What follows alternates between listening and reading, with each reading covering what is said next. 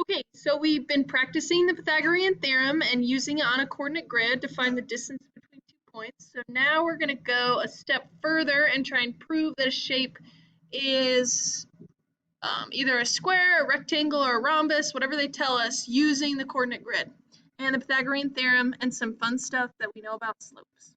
So they want us to prove or disprove, so this could or could not be a square.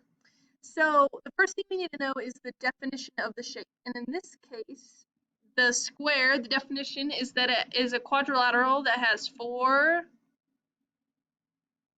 congruent sides and 4 90-degree angles or right angles. So we need to be able to prove both of those things. So first let's look at the congruent sides. So we're going to go ahead and say, okay, well, I need to find the distance of this line. If I could find the distance of this line, and if it matched all the other distances, then I'd be okay. So I'm going to do what we've done before and make a right angle. Make a right triangle. So I've got 4 units here, 2 units there. So I'm going to find out the distance of this by saying, okay, 2 squared plus 4 squared equals c squared. 4 plus 16 equals c squared. Add those together, we get 20, and then we're going to take the square root of both sides. So my c is square root of 20. So this side length right here is the square root of 20. I'm going to leave it as a square root because that's more precise. Now, let's go ahead and see here. So if I make, let's look at this side, and again, it's got a length of 2 and a side of 4. So we know I can just look at this same work that I've done over here and know that this is the square root of 20. And we can do the same thing for all the other sides. So again, same length. Here we go. So this is 4 and this is 2. So again, we've got all 4 sides of the square root of 20. And my work on my paper shows that, okay? So now we know, we can put a little check mark here. We know that all sides are congruent by the Pythagorean theorem, right?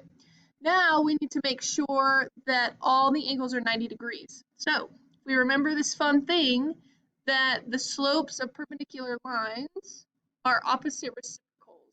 Hopefully you guys remember that. So perpendicular lines are 90 degrees. They have slopes that are opposite reciprocals. And reciprocal just means flipped. Reciprocal.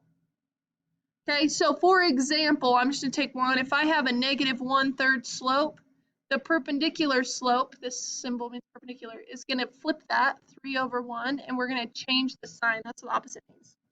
So we went from negative to positive. So we're going to look here. We need to find out, okay, is this right here a 90-degree angle? Well, let's find the slope of this line and the slope of this line.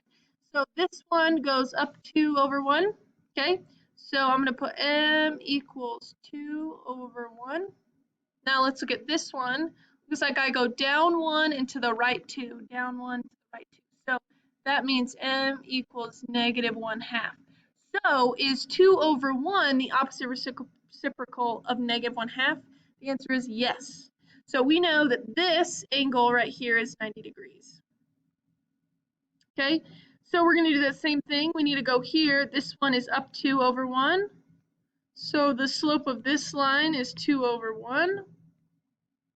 So is 2/1 and -1/2 opposite reciprocals? Yes. So I know that this one is also 90 degrees. And the last slope we need to find is this one. We go down 1 to the right 2, down 1 to the right 2. So we've got a slope of -1/2.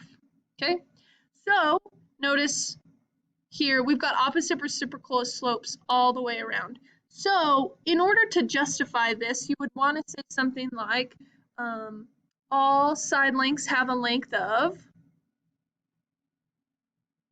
square root of 20.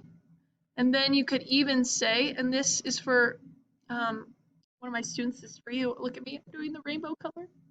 And then you could say the slopes of the lines are, so we could say like slopes are -1/2 and 2/1.